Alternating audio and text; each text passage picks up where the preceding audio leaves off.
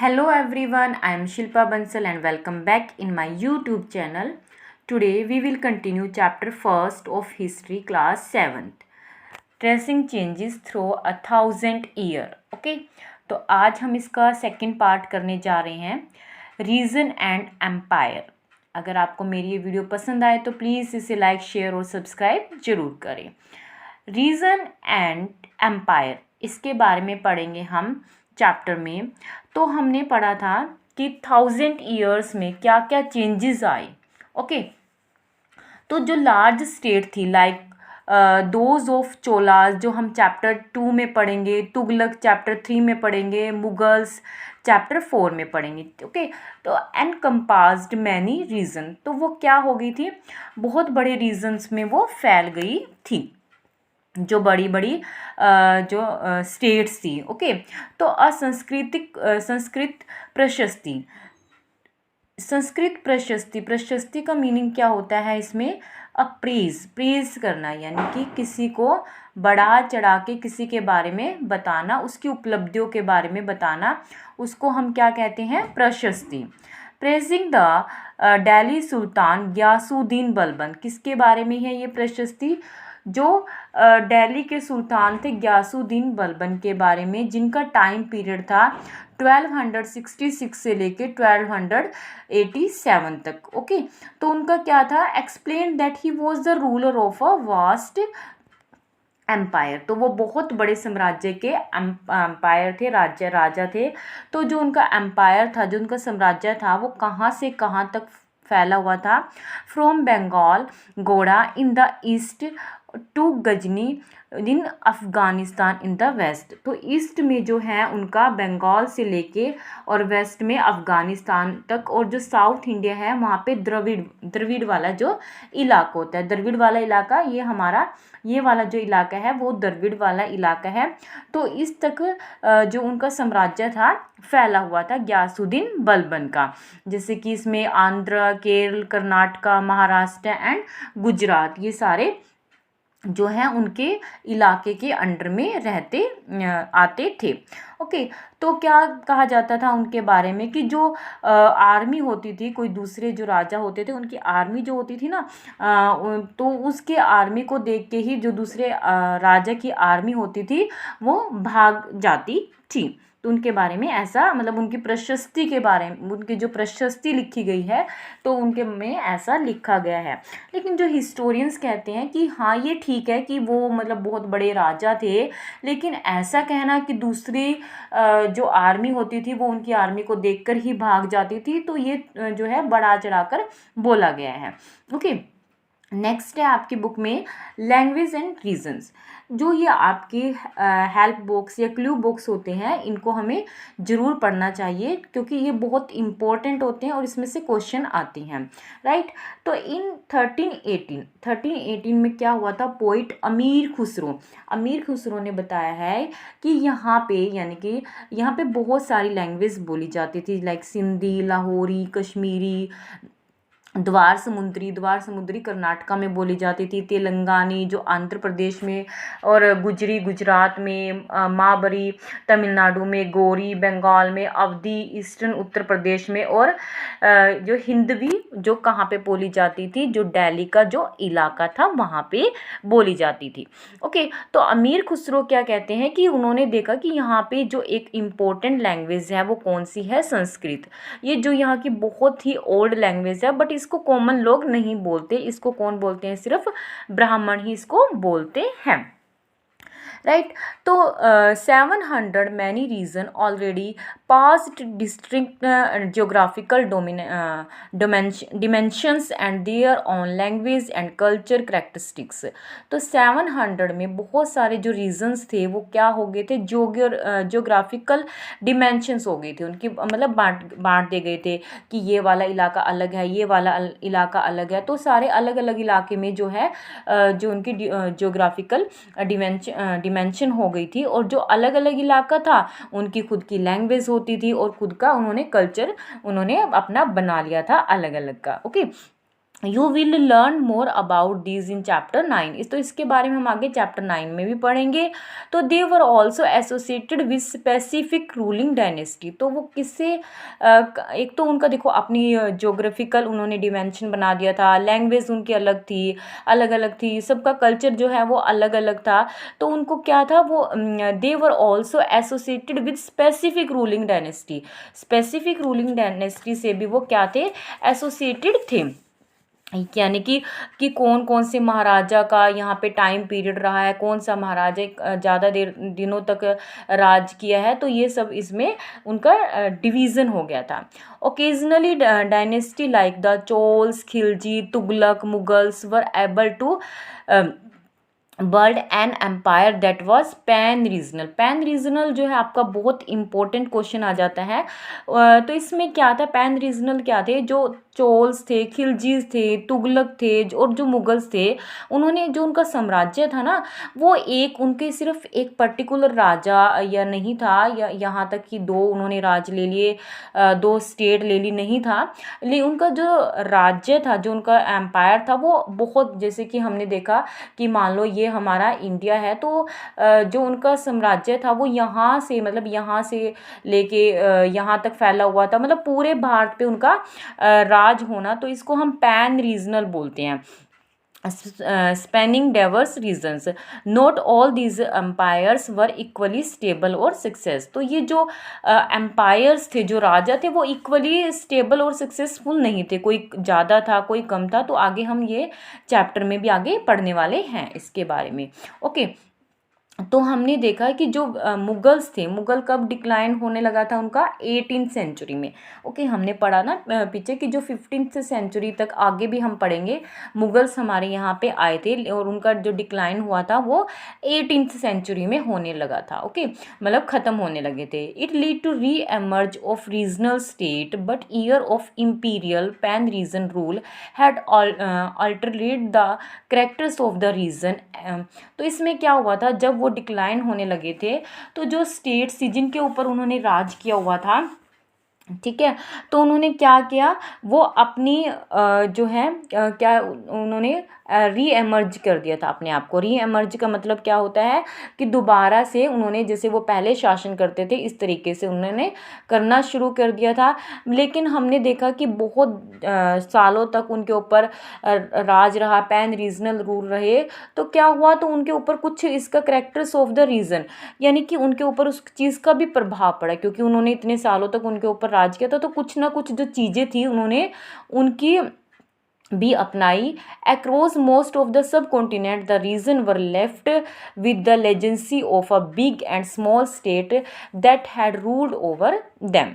This was a part in the emergence of many district and share condition. तो उन्होंने क्या किया, तो उनकी जो एमरजेंस थी वो बहुत तरीके से जो है अलग भी थी, ठीक है, और उन्होंने जो उसको शेयर भी किया था अपनी ट्रेडिशन को। मतलब वो कह रहे थे कि तुम कई चीज़ों में तो हम अलग हैं, लेकिन अलग होते हुए भी जो हमारी ट्रेडिशन है वो शेयर है, हम एक दूसरे से उसको बांटते हैं।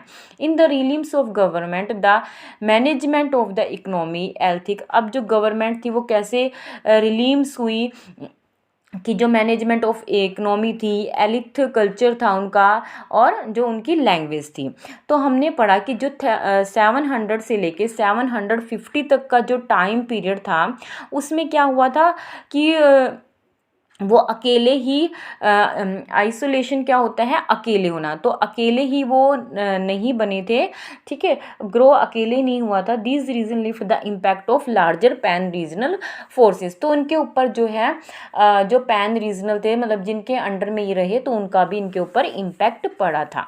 अब पढ़ रहे हैं हम next topic, old and new religion. Old and new religions के बारे में पढ़ेंगे हम। The 1000 year of history that we are exploring witnessed major development in regional religions tradition। तो 1000 ईयर की अगर हम हिस्ट्री पढ़ते हैं, that we are exploring, witness major development. तो इसमें देखते हैं कि जो हमारा रिलीजन ट्रेडिशन था उसमें भी बहुत ज़्यादा डेवलपमेंट हुई। तो लोगों ने किसके ऊपर, divine was sometimes deeply personal, तो वो देवी देवताओं में विश्वास करने लगे। कई बार वो पर्सनली भी करते थे और कई बार वो कलेक्टिव भी करते थे। कलेक्टिव बिल था, जो उनका बिलीव था, विश्वास था, वो सुपर नेचुरल एजेंसी, यानी कि उनसे भी ऊपर कोई एजेंसी है जो उनको देखती है। Religion was often closely connected with the social, जो रिलीजन थे, जो धर्म थे, वो बहुत अच्छी तरीके से सोशल यानी कि समाज और जो इकोनॉमिक ऑर्गेनाइजेशंस थी उनसे कनेक्ट थे। As the social world of these group altered to so too did their belief. It was during the period that impact important changes occurred in what we call Hinduism today। ठीक है, जिसको हम आज Hinduism कहते हैं। तो इसमें भी इस बहुत ज़्यादा जो टाइम पीरियड में इसमें भी चेंजेस आए। तो क्या क्या था इसमें कि नए जो देवी देवता सामने आए, include the worship of new deities. Deities होते हैं देवी देवताज, एंड बहुत सारे जो है टेम्पल्स जो है बनाए गए, और किसके द्वारा, royalty and the growing important of Brahmins. और जो ब्राह्मण्स थे वो जो है ग्रो हुए, मतलब बहुत सामने आए, उनकी इम्पोर्टेंस जो है वो बढ़ी। ठीक है, और जो उनकी dominance group in the society में जो ब्राह्मण्स थे उनकी इम्पोर्टेंस बढ़ी। तो जो उनकी नॉलेज थी संस्कृत में, text on the Brahmins a lot of respect in society, क्योंकि जो ब्राह्मण थे ना वो संस्कृत लैंग्वेज को पढ़ते थे, तो इस वजह से उनको जो सोसाइटी में बहुत ज़्यादा रिस्पेक्ट मिली और उनकी जो पोजीशन थी वो भी बढ़ी। One of the major development of this period, तो एक और जो डेवलपमेंट हुई इस पीरियड में वो क्या थी, भक्ति की। भक्ति का जो आइडिया था वो इस पीरियड में बढ़ा। किस भक्ति का मतलब क्या है, loving personal deity that devoted could reach without the aid of priest. तो इसका भक्ति का मतलब क्या है कि हम ब्राह्मणों के बिना, बिना हवन के भी उस परमात्मा की भक्ति कर सकते हैं। इसके लिए हमें किसी ब्राह्मण की ज़रूरत नहीं है। राइट। तो this was the also period when, तो ये कैसा पीरियड था कि जब when new religions appeared in the subcontinent, नए नए जो रिलीजन जो बन के इस कॉन्टिनेंट में आए। मर्चेंट्स जो थे और माइग्रेंट्स जो थे वो क्या हुए, उन्होंने टीचिंग लाई किसकी, होली कुरान की। कब आई थी होली कुरान, जो है 7th सेंचुरी में। ओके, तो मुस्लिम रिगार्ड द कुरान, तो उन्होंने जो मुस्लिम थे उन्होंने कुरान को क्या माना, एक होली बुक माना। ओके, किसमें सिर्फ एक ही भगवान में विश्वास था, वो थे अल्लाह। अल्लाह में विश्वास रखते थे। ठीक है, जो सबसे प्यार करता है और सबके लिए उसमें विश्वास रखना जो है वो ज़रूरी है, और वो समय बिलीव करता है without regard to social background. जो many rulers were patrons of Islam and ulama. ठीक है, तो उन्होंने जो है बहुत सारे जो रूलर्स थे जिन्होंने इस्लाम और उलामा को लर्न किया, थियोलॉजिकल्स एंड जस्टिस। जैसे हमारे हिंदुओं में होते हैं ना वकील होते, तो इनके भी ऐसे ही होते थे। And like Hinduism Islam was interpreted in the variety of way by the followers. तो इनके फॉलोवर्स कौन थे, देयर वर द शिया मुस्लिम। जो शिया मुस्लिम थे ना, तो वो किस में विश्वास करते थे, prophet Muhammad son in law Ali में। ठीक है, जो शिया मुस्लिम थे। ओके, तो वो किस में विश्वास करते थे, जो prophet Muhammad son in law क्या होते हैं, जो बेटी के हस्बैंड होते हैं, जो मतलब दामाद होते हैं, अली, उसमें विश्वास रखते थे। और मतलब मुस्लिम कम्युनिटीज़ के, और जो सुन्नी मुस्लिम थे ना, वो किस अथॉरिटी में विश्वास रखते थे, खलीफाज में। ठीक है, खलीफाज में जो उनके लीडर थे। ओके, तो इस तरीके हानफी और साफ़ी भी जो है जो लॉजिकल और मिस्टर जो ट्रेडिशंस था वो हमारे सामने आया।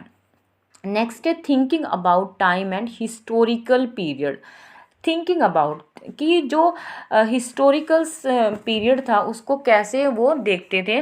तो हिस्टोरियंस थे ना, तो वो do not see time just as a passing of hours, day और ईयर। तो हिस्टोरियन जो थे ना वो किस में विश्वास, ये नहीं कि 1 घंटा हो गया, 2 घंटे हो गए, इतने दिन हो गए, इतने साल हो गए, इतने महीने हो गए, ऐसे नहीं विश्वास करते थे।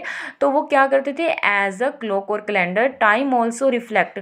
तो वो कैसे टाइम को चेंज मानते थे, अगर वहाँ पे कोई सोशल या इकोनॉमिक ऑर्गेनाइजेशंस थे, ट्रांसफर्स ऑफ आइडियाज़, नए आइडियाज़ आए, बिलीफ आए, तो इनमें वो टाइम को मानते थे। The study of time is made, इस तरीके से मतलब वो टाइम की जो है स्टडी करते थे।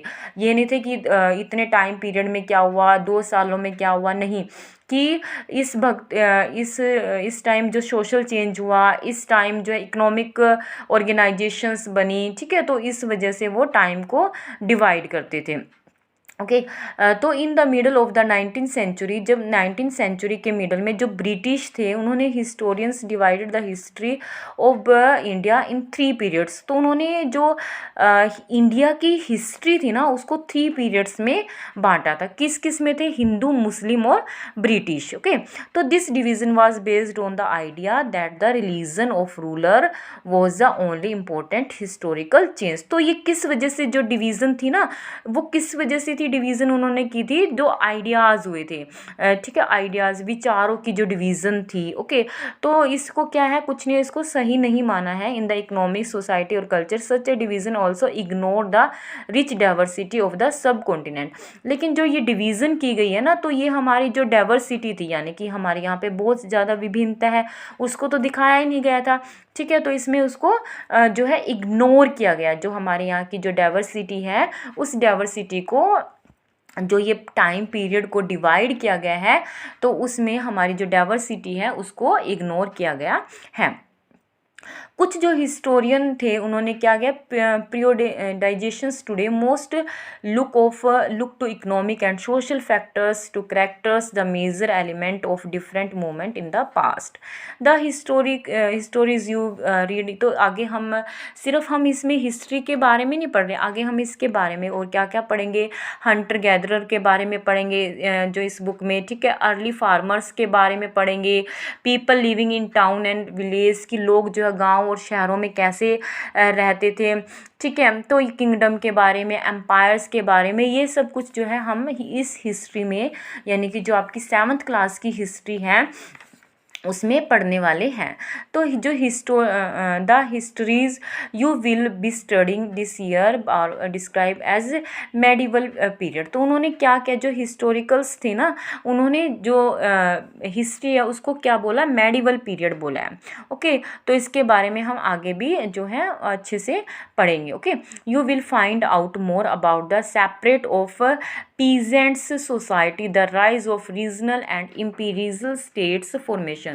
ठीक है तो इस बिहाफ पे उन्होंने इसके बारे में, इसको मेडिवल पीरियड बोला। मेडिवल पीरियड मतलब ये नहीं थी कि यहाँ पे उस टाइम में कुछ भी डेवलपमेंट नहीं हुई थी, ठीक है, डेवलपमेंट हुई थी, लेकिन इसी तरीके से ना जो हिस्टोरिकल्स थे ना, उन्होंने जो हमारी हिस्ट्री है ना उसको 3 पार्ट्स में बांटा गया है। ठीक है फर्स्ट पार्ट हमने 6th क्लास की बुक में पढ़ा है। ठीक है तो जो सेकंड पार्ट है हम 7th क्लास में पढ़ रहे हैं, और जो 8th पार्ट है ना इसका मॉडर्न हिस्ट्री, ठीक है, वो हम जो 8th क्लास में, सॉरी 3rd पार्ट जो है वो हम 8th क्लास में पढ़ेंगे। ओके तो after all the 16th and the 18th century were quite different from the 8th of the 11th। ठीक है तो जो हमारा 16 और 18th का सेंचुरी का जो टाइम था वो बिल्कुल अलग था 8th और 11th से। ओके तो therefore describing the entire period is one historical unit is not without its problem.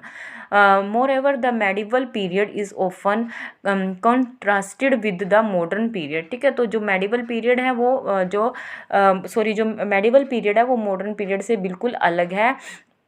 Modernity carried with it a sense of materials progress. तो मॉडर्न हमने क्यों माना है उसको, क्योंकि इसमें मेटीरियल प्रोग्रेस हुई थी, ठीक है, कल्चर एडवांटेज जो है वो ज़्यादा हुई थी। ओके, तो ड्यूरिंग दिस 1000 ईयर जो सोसाइटीज़ थी या जो सब कॉन्टिनेंट थे were transformed often the economic in several region reach a level of prosperity that attracted the interest of European traditions company.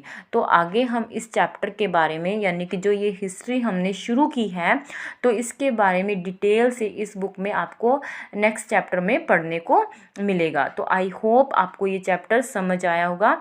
Okay, अगर आपको समझ आया तो प्लीज़ लाइक शेयर और सब्सक्राइब जरूर करें। अगर आपको इस चैप्टर से रिलेटेड कोई भी प्रॉब्लम है या आपको इसका क्वेश्चन आंसर चाहिए तो आप वो भी कमेंट बॉक्स में लिख सकते हैं। Thank you.